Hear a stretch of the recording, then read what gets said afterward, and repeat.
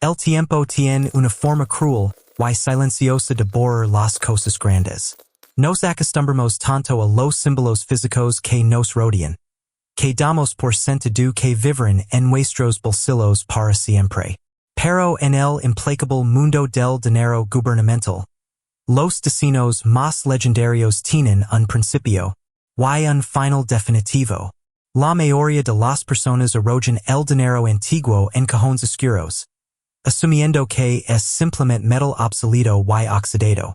Pero cuando dejas de mirar el valor superficial, y comienzas a leer las cicatrices del cobre, descubres la verdadera logística de una nación entera. Bienvenidos a Rare Coin. Hoy vamos a presentar el ocaso de uno de los destinos más majestuosos, pesados y respetados de la historia de los Estados Unidos. Vamos a adentrarnos en los turbulentos años finales de la década de los 50. Un mundo puramente analógico. Una época donde el metal se cortaba con troqueles de acero crudo, se forjaba con toneladas de presión, y sufría reacciones químicas reales frente a la naturaleza. Hoy destaparemos la bóveda para examinar los dos últimos años del centavo de trigo, las monedas con las clásicas espigas en el reverso que desaparecieron de la faz de la tierra para siempre. Prepara tu visión. Paga tus distractions. Y escúchame bien.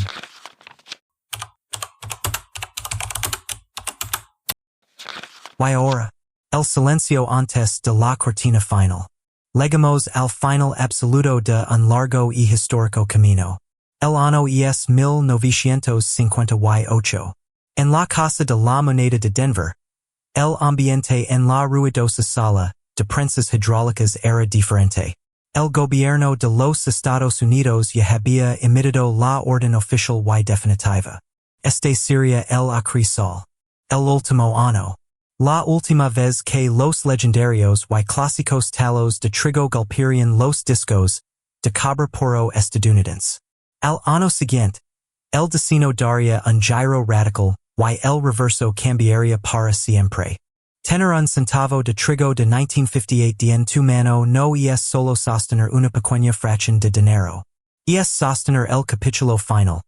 El cierre de un libro épico que acompañó a los ciudadanos a través de dos guerras mundiales, y el comienzo de la era atómica. Revisa esa letra D de Denver debajo de la fecha. Y luego voltee la moneda lentamente para admirar, por última vez en toda la línea de tiempo numismática, los emblemáticos wheat stalks que forjaron a una generación. Al igual que el año anterior, Denver y el gobierno querían asegurarse de que la serie terminara con una inyección gigantesca en la economía. Imprimieron estos centavos de despedida a una escala masiva. Debido a esa aplastante cantidad en el mercado, hoy encuentras a 1958 de desgastado, oxidado, oscuro y golpeado. Su valor financiero base es idéntico al de 1957, entre 5 y 50 centavos. Pero la psicología humana y la mente del coleccionista alteran las matemáticas. El año 1958 posee una magia psicológica muy específica. Es el AO de cierre. Y en el mundo del coleccionismo serios, ya sea en la conservación de historia táctica militar o en la numismática, el último modelo siempre genera una obsesión incontrolable. Los principiantes que recién entran al hobby, y los coleccionistas veteranos de todo el mundo, exigen tener la moneda del acto final en sus colecciones.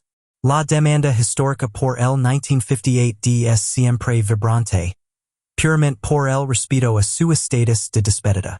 Por ello, el objetivo final de esta cacería es preservar el último aliento de este destino agrícola en la condición más espectacular posible. Estamos buscando el elusivo y pristino grado mint state, una moneda que retenga intacto su original copper luster, ese chamac u original brillo rojizo, vibrante y pesado que caracteriza el cobre salido antes de que el mundo cambiara a metals más baratos en décadas posteriores. Si puedes encontrar a 1958 con un rojo deslumbrante, sin los odiosos carbon spots, y sin marcas de impacto causadas, por el choque violento con otras monedas, en las talvas de acero de la fábrica. Estás sosteniendo la perfección del cierre de una era.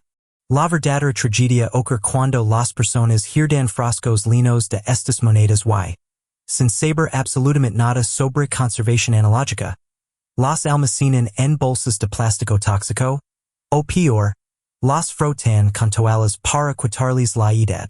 La fricción es el asesino más brutal y silencioso. Desgasta las delicadas líneas internas de los granos de trigo en la parte trasera, aplanando la profundidad visual de la historia hasta que desaparece por completo. Si encuentras esta majestuosa moneda de despedida en excelente y brillante estado, atrápala. Encierrala de inmediato en una cápsula protectora de acrílico duro y inerte. Protege los detalles analógicos de la humedad del aire y del tacto corrosivo de los ácidos de tu propia piel. Sé el guardián de la historia, no el que acelera su destrucción. Las grandes series numismáticas llegan a su fin, pero la huella del cobre pesado y puro, si tienes la inteligencia de saber cómo cuidarlo, y es prácticamente eterna. Revisa los frascos de cristal olvidados en el rincón de tu casa. Analiza las fechas. Busca los inconfundibles talos de trigo. Esto es rare coin. No dejes que los países que forjaron el pasado desaparezcan en la oscuridad de la ignorancia moderna. Sigo observando, protege la historia, y nos veremos en la próxima gran expedición.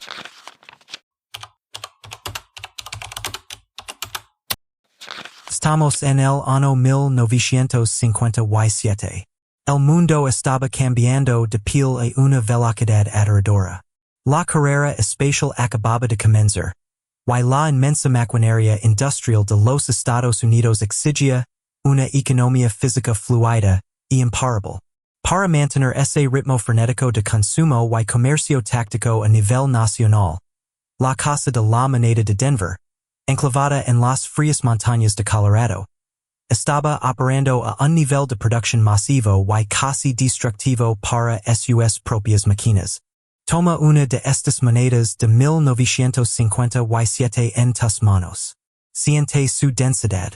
Mira los números de la fecha, y justo debajo de ellos, busca esa pequeña, afilada y definida letra D. Esa es la huella digital de la fábrica de Denver. Ahora girala. Mira con cuidado la parte trasera. No encontrarás ningún edificio moderno. Encontrarás los robustos, simétricos y hermosos talos de trigo, o wheat stalks, curvandos majestuosamente alrededor del metal para enmarcar las palabras, 1 cent.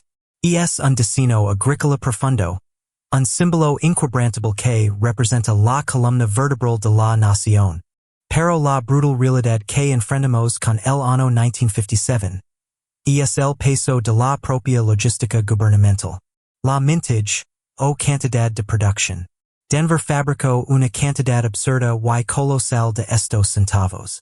Literalmente inundan cada banco, cada bóveda y cada caja registradora de la nación.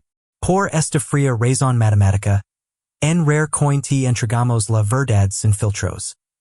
Un centavo de trigo de 1957 en condition común, de color marrón oscuro, con polvo acumulado por las décadas y con los talos de trigo aplanados por el uso constante, es un ejemplar muy amo común.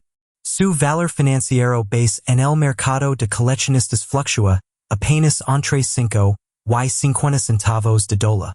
No te comprará una isla privada. Sin embargo, la elite numismática y los estudiosos de la era analógica no buscan la abundancia. Buscan la pureza pristina. En aquellos días, la producción no tenía acabados digitales perfectos ni ambientes controlados por láser. Era un preciso sucio. Los precisos químicos de lavado en las fábricas de los años 50 a menudo dejaban residuos microscópicos en el cobre.